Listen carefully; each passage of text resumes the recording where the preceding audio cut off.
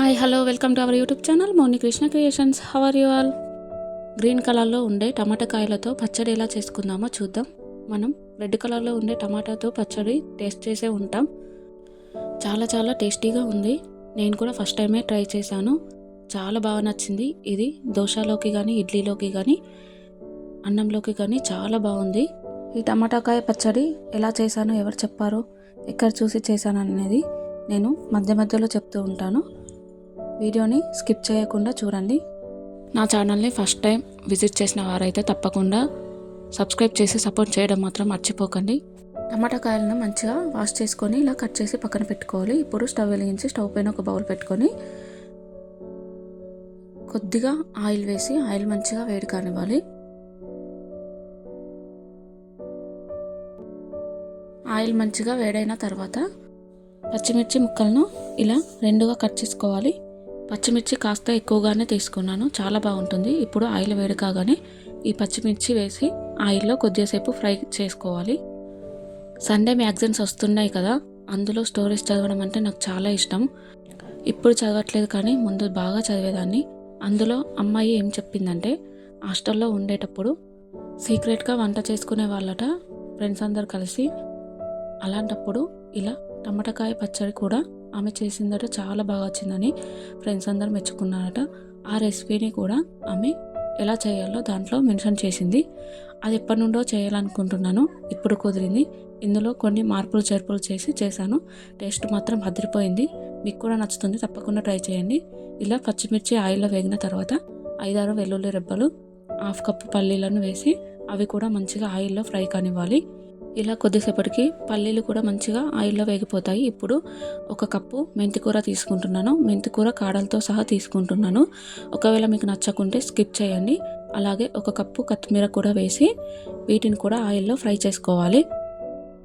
మా హస్బెండ్ టమాటాలను తోటలో నుండి తీసుకొచ్చాడు. అందులో కాయలు ఎక్కువగా ఉన్నాయి. వెంటనే నాకు ఈ రెసిపీ చేయాలని అనిపించింది. అలాగే నేను ఎప్పటి నుండో చేయాలనుకుంటున్నాను కదా, ఒక్కరోజు వాటిని అలా ఉంచిన పండులాగా మారిపోయే స్టేజ్లో ఉన్నాయి కాబట్టి నేను తొందరగా చేయాలనుకుంటున్నాను.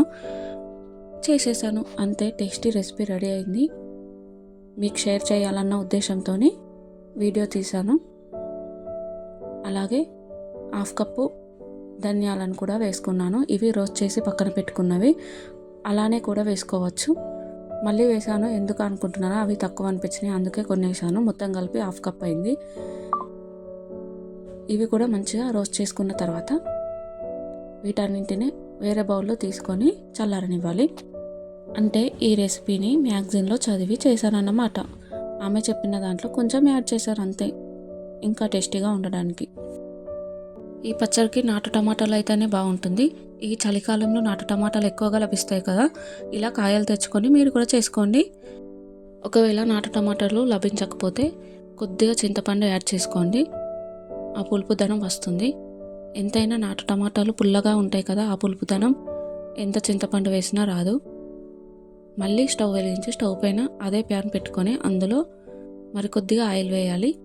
ఆయిల్ మంచిగా వేడి కానివ్వాలి. ఇలా ఆయిల్ వేడైన తర్వాత కొద్దిగా జీలకర్ర వేసి అది కొద్దిగా చిటపటం అన్న తర్వాత టమాటా ముక్కలను వేయాలి.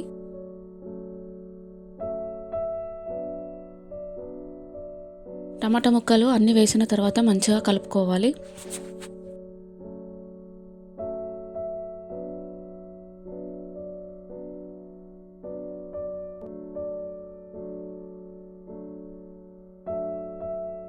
అలాగే కొద్దిగా పసుపు, ఈ కారానికి సరిపడా సాల్ట్ వేసి మరొకసారి మంచిగా కలుపుకోవాలి.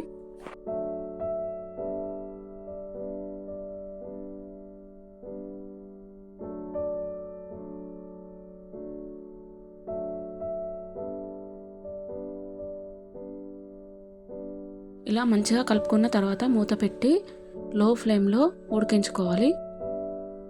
మూత తీసి మధ్యలో కలుపుతూ ఉండాలి. సాల్ట్ వేసాం కదా, టమాటాల నుండి వాటర్ వచ్చి ఎవాపరేట్ అయిపోతాయి. కొద్దిసేపటికి ఇలా టమాటాల నుండి వాటర్ పోయి ఇలా రెడీ అవుతుంది. అంతే, స్టవ్ ఆఫ్ చేసి దీనిని చల్లారనివ్వాలి.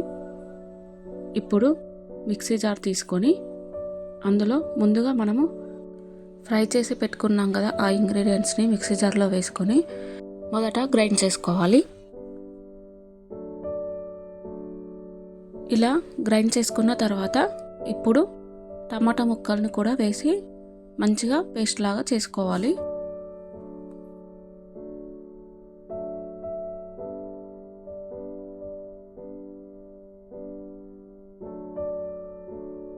టమాటాలను కూడా వేసి ఇలా గ్రైండ్ చేసుకున్న తర్వాత ఇప్పుడు ఈ మిక్సీ జార్లో నుంచి వేరే బౌల్లోకి షిఫ్ట్ చేసుకోవాలి.